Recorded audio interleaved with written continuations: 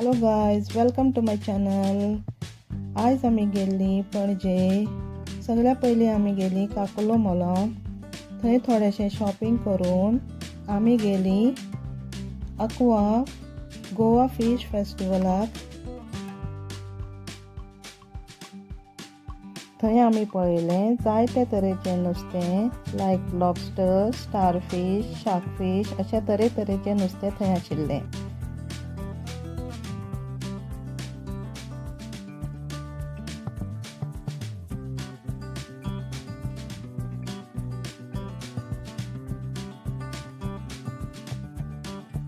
जायतीं खावपाची आनी पिवपाची स्टॉलां आशिल्लीं। आमी थोडे थोडे खावून आनी पिवून लायव्ह बँड पळोवपाक आयलीं आनी थोडीं सोंगां आयकून आमी घरा आयलीं।